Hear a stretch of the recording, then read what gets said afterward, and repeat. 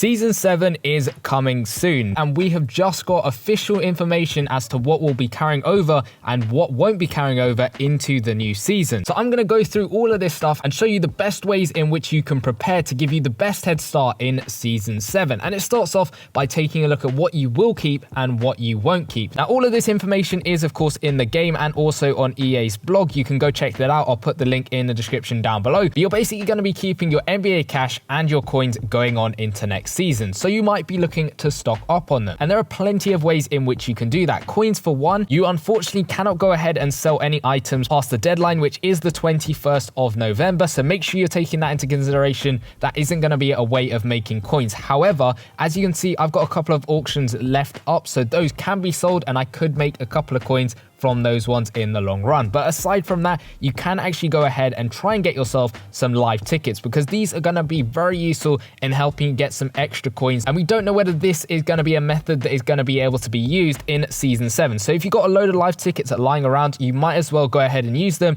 on the 1 million coin offer, the 150k coin offer, any coin offer you can find in the Ultimate Store. Make sure you're using your live tickets on that, because those are going to carry over into next season and they will be very helpful. Now, personally, I don't particularly like coins carrying over, but it is what it is. It does mean that prices are potentially going to be a little bit higher when we go into the new season for base elite players, base gold players. They are going to cost quite a few coins, especially because a lot of people do have tons of coins, and those will carry over into Season 7. So that is something to keep into consideration. Maybe you don't want to be wasting your coins on any useless packs that might not necessarily help you out, any useless auctions. But then on the flip side, if there are certain players that you want to have for your team, which we'll go on to later, make sure you're picking them up, because you might not get that opportunity, especially with the amount of auctions set to decrease because there are less simply going on the auction house. So that is something to take into consideration. Now, obviously on the cash side, it is very easy to stock up on cash. Just make sure you're doing your daily objectives. If you want to, you can do these NBA cash offers. If you're on iOS, they are just going to be sort of subscription based ones online, whereas if you're on Android, they can be app ones.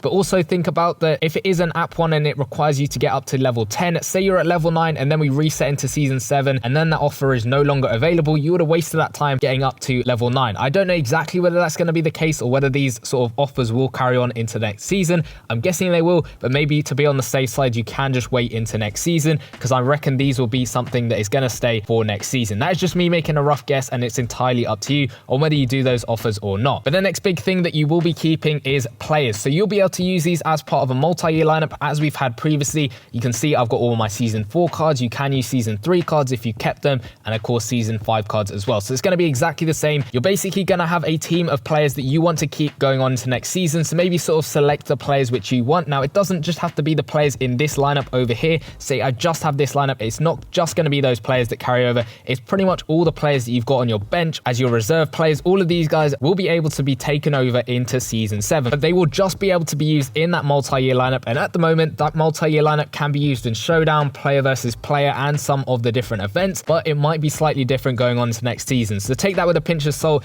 It could be slightly different. We could have exactly the same stuff, maybe more stuff. We just don't know what your multi-year lineup is going to be useful for. A lot of people last season actually did go ahead and save a load of gold players and elite players, which were then useful in some of the sets for this season, which was pretty interesting. So that might be a route that you want to take. Maybe you want to buy a bunch of gold players, keep them on your bench, and then you can use them in sets in the next season. That's a risky way of going, because that is not guaranteed that they'll be able to be used in sets, but it is an offer nonetheless. You could potentially do that, but it's up to you whether you want to do that or not. Then going on to all your other stuff, so your jerseys, your courts, your boost items, all of that stuff, that is looking like it will be kept, and that will go over into next season. So there's nothing really to worry about that stuff. The only thing to take into consideration is the item limit. Now, if you go over to the sell over here and you take a look at the item limit, it is 1,400. But in terms of going over into next season, the item limit is 1,350. And that is simply because when you log on into the game for the first time in Season 7, you'll get some welcome packs, all of that stuff, which will boost the item limit. So EA set this limit at 1,350 to go on into the next season, and anything above that item limit will be sort of removed from your account. So I am quoting from the blog itself. It says it's in your best interest to curate your collection, including removing any additional items from sets to ensure you have all the items which you would most like to keep. So what does that mean? Well, it basically means going into the sets, taking out any sort of tokens you have in those sets to make sure you're definitely below that limit of 1,350. But then once you've done that, don't go ahead and quick sell any of those tokens, because those tokens will be able to be converted into credits. And this is what you aren't keeping. You aren't keeping any collectibles. So if you go over to sell, go over to collectibles, all of these tokens over here, they won't be carried over into next season. What will happen to them is those will be converted into credits. I'm guessing that'll be the same sort of credits currency that we've got at the moment. If you go over into the core section, you can see I've got a bunch of credits over there. You can buy them in the Ultimate Store, all of that stuff. So I don't know exactly whether it's going to be the exact same stuff, but I'm guessing it probably will be. And what they've done is broken down exactly how many credits each type of token is going to be worth for. You can skip the first one, which says 10,000 coins, because I have no idea what that is, because I don't think we really have any sort of token that is worth 10k coins. But the bronze tokens are going to be worth 1 credit, silver tokens 2 credits, gold tokens are going to be worth 3 credits. So all of these guys will be worth 3 credits for me. And then it goes up. 4 credits for elite tokens, ultra tokens are 5 credits, and royal tokens are 6 credits, and then super tokens are 7 credits. So that is going to be the complete breakdown as to what each token is worth in terms of credits. So maybe it might be worth trying to curate your selection of cards that you want to take over into next season. Again, you might want to keep some just to see whether they'll be able to be put into any sets, but maybe you're quick selling some cards that you don't potentially want going into the new season, stuff like that. It's all entirely up to you as to what you want to keep and what you don't want to keep. But then maybe it might be worth stocking up on collectibles to get some more credits. Again, I don't know how useful those credits are going to be, but it might be a good thing, because then you might be able to open some more packs in season 7. So maybe you want to try and get some more collectibles, just play through the main promo. We've only got a couple days left of that one. Make sure you're getting some more Turkey Day tokens or anything from that promo. Make sure you're also going into the live today section of the game. You can get trade up tokens, you can get XP billets tokens, position billets tokens. Any of these types of tokens can be then converted into credits going into next season. So that might be a very useful thing for you to do. In terms of cards from previous seasons, so that whether that be season 5, 4 or 3, I'm guessing those guys will also carry over into next season. If you scroll all the way over to the right hand side of my sort of list of stuff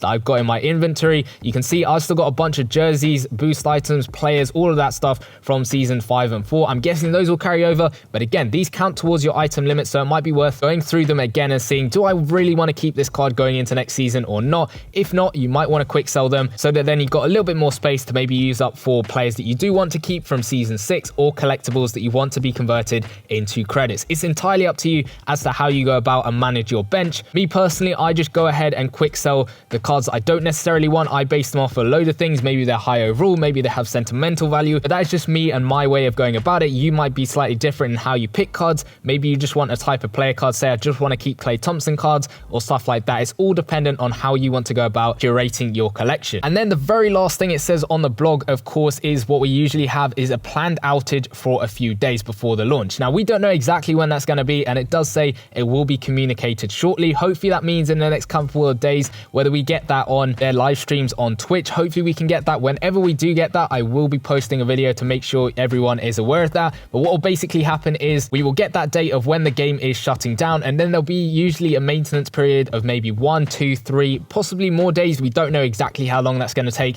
And then season 7 will drop at a certain point. Sometimes it varies depending on whether you're on Android or iOS, depending on the Play Store updating or not. But once you got that update, you can update the game, go into season 7 and have a look at the new stuff. If you get any further news about season 7 in terms of a release date, when maintenance is going to happen, or any new features, I will definitely be doing a video on that. So make sure you're subscribed with notifications turned on as we head over into season 7. And if you want to go check out some crazy leaks that we managed to find on the Google Play Store, and also the news about the auction house shutting down and what it actually means, go check out the video in the bottom left hand corner, and I'll see you guys in that one. Peace.